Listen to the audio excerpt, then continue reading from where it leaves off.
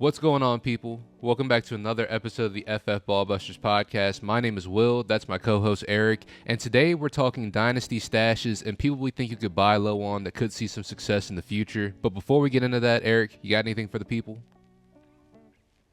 Yeah, absolutely, man. I just would love for you guys to continue that support that you've been giving us as of late. We really, really do appreciate it. But if you're new to the channel, if you've been around for a while and just haven't gotten around to it, please do hit that subscribe button. I think you're really going to enjoy the content that we have for you guys in the lead up to the draft. And as we get post draft, I really do think we're going to be pumping up great content. So check that out. Sub, hit the like button, and also leave us a comment down below. Engage with us. Tell us what you think of these stashes and buy lows. We'd be more than happy to have a conversation with you. But with that, I'm ready to get into it. Absolutely. So we're going to start off with the quarterback position. Eric, who do you feel is your favorite stash in this offseason so far? Yeah, my favorite stash or buy low, whatever you want to call it, is probably going to be Jacoby Brissett. He's back with the New England Patriots with a familiar team. And although, it's not Bill Belichick anymore, it's still a familiar coaching staff, a lot of the same guys, a lot of the same relationships. And so I think that they have a pretty strong trust in what Jacoby can do. Obviously, they are sitting there with the third pick in the draft. And so a lot of people are projecting them to take quarterback. And I do think that's probably the most likely option.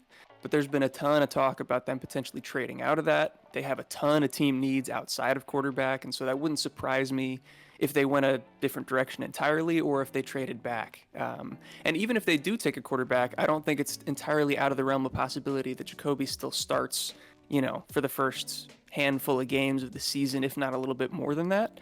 And if we're talking super flex leagues, you're going to take anything you can get at the quarterback position. I 100% agree. I think they brought in Jacoby to be sort of a bridge guy, especially if they do bring in someone new who doesn't really have that kind of experience yet. They're definitely eyeing the quarterback position. But even if, on the off chance, Jacoby Brissett doesn't start immediately or anything like that, I think there's still a lot of possibility that he plays games this year as well. So I think that, he's a good guy to have on your roster and NFL teams trust him. Absolutely. And looking at the next quarterback that we have, my favorite quarterback dynasty stash. If you've been around at the channel, you already know who I'm about to say. It's Jameis Winston. No surprise. It's absolutely Jameis Winston of the Cleveland Browns. He's a guy who I feel like, especially with the track record that the Browns have had with Deshaun Watson, is definitely going to be someone out there who's going to play some games. In terms of the receiving core he's got out there, he's got not Elijah Moore. Elijah Moore is there still, correct? Mm-hmm. Yeah, Elijah Moore, who I guess is still a guy. Amari Cooper obviously is still there.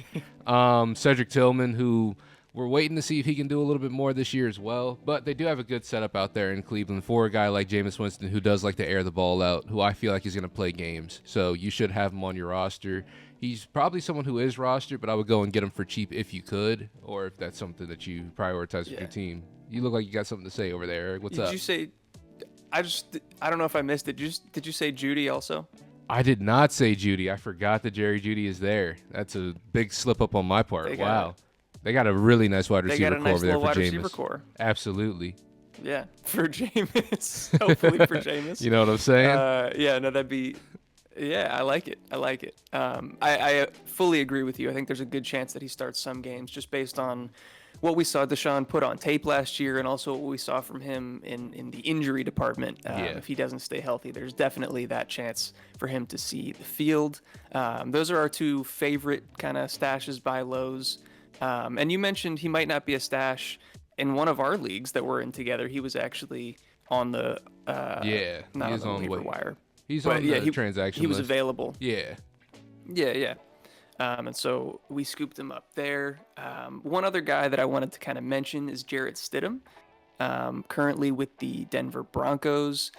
They've been heavily in the quarterback market in terms of trading up to get one in the draft. But there's a lot of teams and kind of scenarios in their way, stopping them from making that happen. I want to say they're at 11.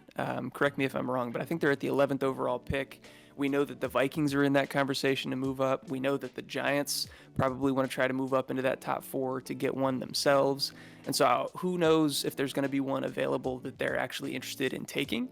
And I think maybe the next most likely is either like a Brock Bowers or an offensive lineman that could potentially bolster that offense a little bit for a guy like Jarrett Stidham if they don't end up with another quarterback there on that team. I absolutely agree with that. I like Jarrett Stidham too. I think he was able to step up, last year, obviously with the whole weird Russell Wilson situation too. So I think he is capable back there in the backfield as well. Absolutely. All right. Do we want to move on to the running back position here? Yes, we're going to take a look at running backs. Do you want to go with yours first, or do you want me to take mine first? You go ahead with yours. Okay, so the running back that I've selected is Kendre Miller of the New Orleans Saints, someone who we felt like last year. Me personally, I don't feel like it was disappointing. I feel like we kind of went into the season and he was hurt going into the season. It was something that he struggled with throughout the rest of the season. But I will say he did finish strong. In terms of the depth chart, obviously they have Alvin Kamara still there. They brought in Jamal Williams. And we figured Kendre Miller would possibly sit in that number 2 spot, but things kind of shook out to Jamal Williams throughout the course of the season. But Jamal Williams also didn't show a whole lot of promise himself. The last game of the season, I believe Jamal Williams finished with a touchdown, but it was like 26 yards on 14 carries. Whereas in that game, Kendre Miller also had 13 carries, actually finished with 73 yards. So at least finished the season off on a strong foot. We're not sure exactly how long Alvin Kamara is going to continue to be with the team. And just looking forward to the future, we have Kendre Miller. And I have a tweet here from David Gottieri that says there's only one running back in this class who averaged 7.0 yards per carry in multiple collegiate seasons. So that's 7+ yards per carry. Sorry about that. And he's the only running back in this class to average 5+ yards after contact in the season. And that's talking about Kendre Miller. So there is still a lot of promise for this guy. He showed a lot of promise coming out of college. And I think going forward, he could end up being a guy for the Saints. It just is going to take a little bit of time, but we're getting there. I think brighter days are definitely ahead. Yeah, I couldn't agree more. I'm a big fan of Kendre.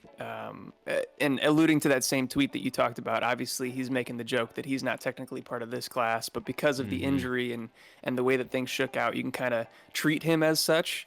And I think that if he were in this class, he probably would be the RB1. And so take that kind of into consideration when looking at where these running backs are going in this class and what you might be able to pay for Kendre, because it's definitely not going to be the same price that you would have to pay for the top running back in 2024, even though I think he might deserve it. So I like that one a lot. The guy that I kind of focused in on for my stash, the running back position, is going to be Jaleel McLaughlin over there in Denver. He's just incredibly efficient. I'm also looking at a tweet here from Joe Orico talking about advanced stats and his rank amongst all of the running backs in terms of yards before contact, yards after contact, yards per attempt, and not listed in this tweet, but also yards per route run as a receiver. He is among the top of the list, if not first on the list, amongst all running backs in the NFL. Just incredibly efficient in all of his touches. And in terms of what he has to go up against, Javonte Williams didn't look like himself last year, I don't think, or at least not what we kind of expected him to be.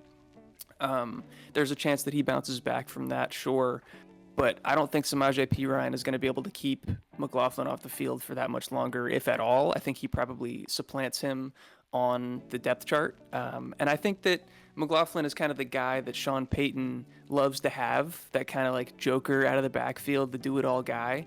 Like a Darren Sproles, like a Pierre Thomas or whatever from earlier on in his coaching career.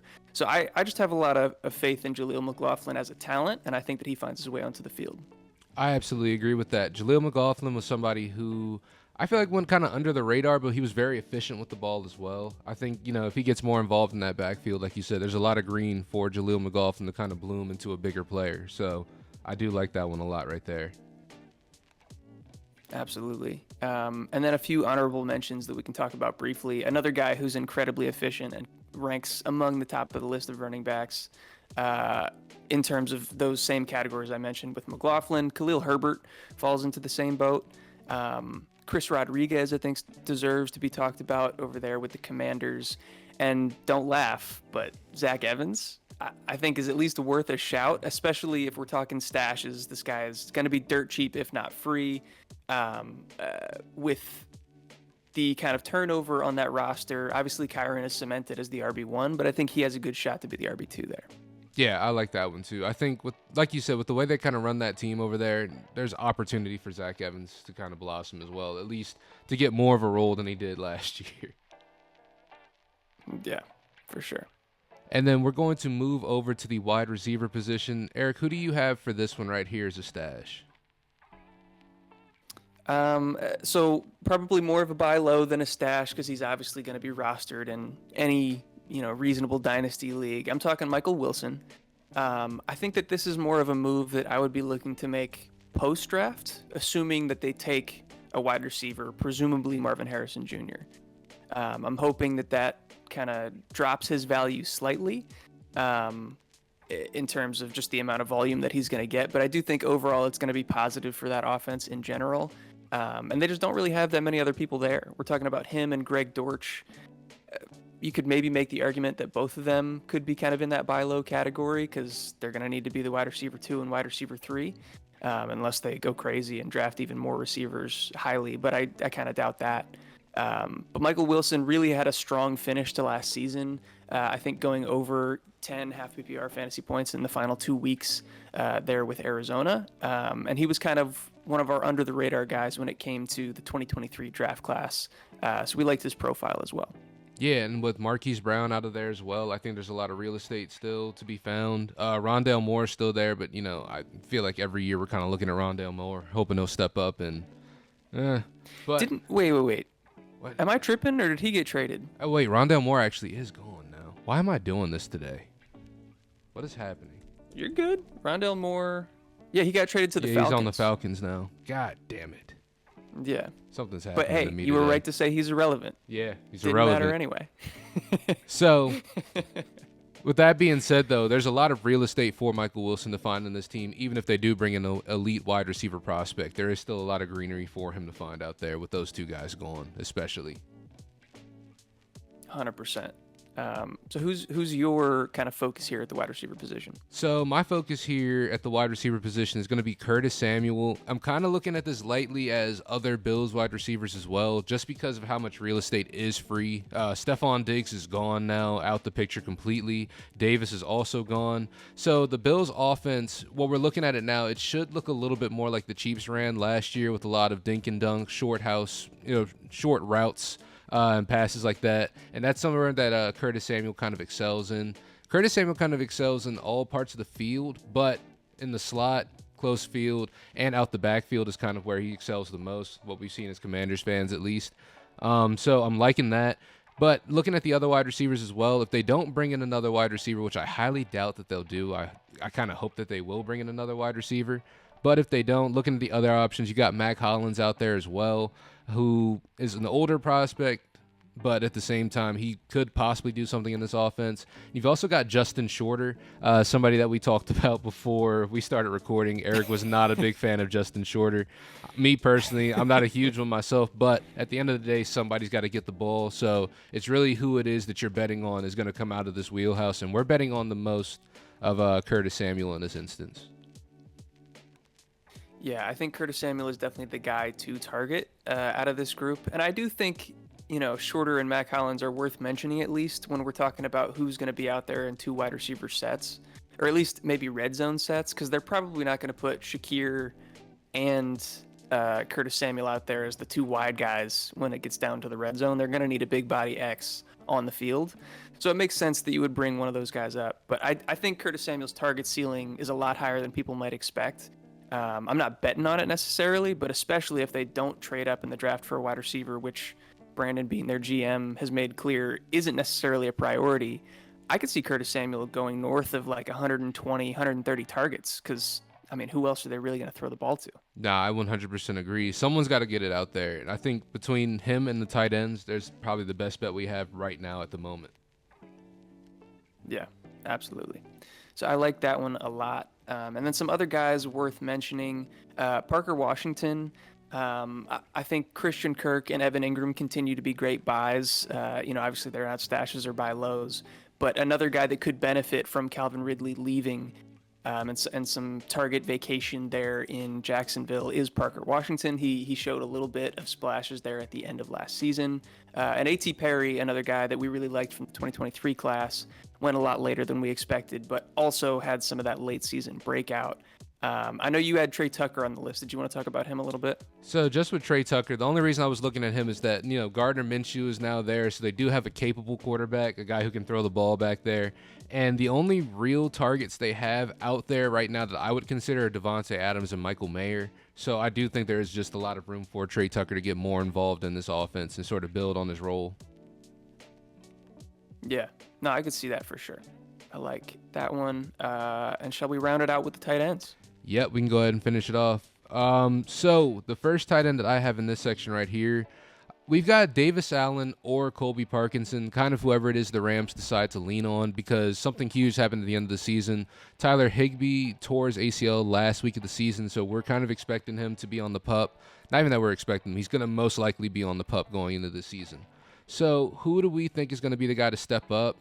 Now, me personally, I'm betting on Davis Allen, and while he didn't do a whole lot as a rookie, I believe 10 catches, 95 yards, and a touchdown, he still proved to be capable enough, and in college, he showed a lot of capability when he was at Clemson. 39 receptions for 443 yards and 5 touchdowns. So he does show the ability to go out there and get it done from the receiving side of things. He was a 5th-round draft pick, which isn't the best capital in the world, but I don't see them going out and getting another tight end, especially when they do still have Tyler Higbee under contract. So no one new should be getting brought in. And 5th-round draft picks are nothing really to sleep on when it comes to tight ends. We have seen some success from 5th-round draft picks at the tight end position. Shout out to George Kittle. So with that being said, I feel like there is a lot of room for Davis Allen to hit the ground running going into this season while we wait for Tyler Higbee to get back to full health, which we may not even see this season coming up because, ACLs can take a little bit of time to recover from. Especially for a guy who's, 32, 33 at this point? Yeah. I think you're right that we should expect a lengthy recovery timetable, at least to get back to to get back to 100%. Yeah, and I like the pick of Davis Allen over Colby Parkinson. It could be either one, but I'll bet on the guy that was a rookie last year that has a year under his belt in the system versus a guy that we've seen kind of be that journeyman around the NFL and kind of the blocking tight end. We saw him have some success in Seattle as a pass catcher, but nothing crazy. So I think it makes sense to go with the younger guy over Parkinson. But whichever one is available on your waiver wire, if not both, I think are worthy of an ad. And then the guy that I have on here, a little bit more of a buy low, he's definitely going to be rostered. It's going to be Tucker Kraft with the Green Bay Packers. This is one that I've been kind of... I lost a little bit of confidence when they drafted Luke Musgrave in the 3rd round, but even since kind of the prospect eval back in 2023 when we were looking at that class, I liked Tucker Kraft more than I liked Luke Musgrave. I still think after we've seen what they put on film last year and when they both had opportunities, not that Musgrave was bad, he absolutely took his opportunities and looked good on the field too, but I really like what we saw out of Tucker Kraft. And just based on the uncertainty of that pass catching group with how young it is, we don't know what the pecking order is going to be. So there's a chance that Tucker Kraft could ascend in that list to be the 2nd or 3rd option there in Green Bay. It might not be the most probable. It might not be the thing that I'm betting on happening. But when you're talking about guys that are this cheap, you want that potential for upside when there's little to no risk in buying them on the other end. Absolutely. And the fact that, I feel like the team did start to believe in Tucker Kraft a little bit more, too, as the season went along. Obviously, Luke Musgrave got the heavy nod to go on, and then he got hurt. Tucker Kraft came in, kind of showed what he could do. And even when Luke Musgrave kind of came back towards the end of the season, they were working him back in, Tucker Kraft was still heavily involved. So I do like Tucker Kraft here, and I think that out of the 2 tight end prospects, he is the more well-rounded out of the 2 as well in terms of just being able to stay on the field, being able to block. So I like Tucker Kraft a lot as a stash as well. Yeah, and not that we necessarily expect this to continue. We're kind of the biggest proponents of injury prone isn't real except for like a very select few players. But we've seen that from Luke Musgrave in his college career too. He had a very limited sample size of games due to injury while he was at, was it Oregon State? Oklahoma State? Oregon State. Oregon State, yeah. If if that continues, then obviously Tucker Kraft is going to get some opportunities. So yeah, I like that one. I like Davis Allen. I think that's it for the tight ends. Do you have anybody else to add, or can we wrap it up? I think that's all we got on this list right here, unless you've got anybody else you want to throw into the ring. I think I'm good. All right. So with that being said, guys, that is going to round out our list of stashes or buy lows, however it is you really want to look at it. But either way, if you guys can go out and get these guys, I recommend at least, kicking the tires just to see what other owners in your league are looking like and what they're looking for these guys, because you may be able to get them for a lot cheaper than you think. So with that being said, thank you guys for watching. Make sure you do all that great YouTube stuff. Hit that subscribe button, hit that notification bell. That way you know when we drop all of our latest videos. And hit that like button too. It's absolutely free and it's the best way to get our stuff out there into the YouTube algorithm. And Eric, you got anything else for the people before we get out of here? Yeah, also hit that comment section like we talked about at the top. Let us know what you think of this list. If there's anybody else that you're targeting as a stash or a buy low, we'd love to hear about it.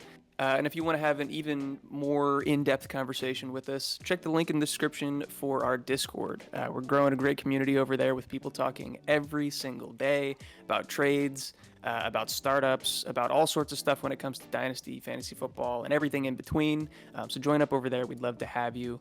And then also, if you guys could check some of the other links down in our description, support some of our partners, whether it be Choice Music Group. I'm wearing one of their hoodies right now. Also, Made... What are you pointing at? I was pointing at you. Yeah, I was pointing at you, dog. Yeah. You're pointing at me. But I was going to say Made by Do Numbers, which is also the apparel and merch company that we are supported by. So go use the discount codes, the promo codes down there in the description. We would be very happy if you could do that. And also listen to the song that is going to be playing in our outro from Choice Music Group. But yeah, I think that's all I got. So if you guys have made it all the way until the end, as always, we love you. And we will catch you in the next video. Peace. Peace.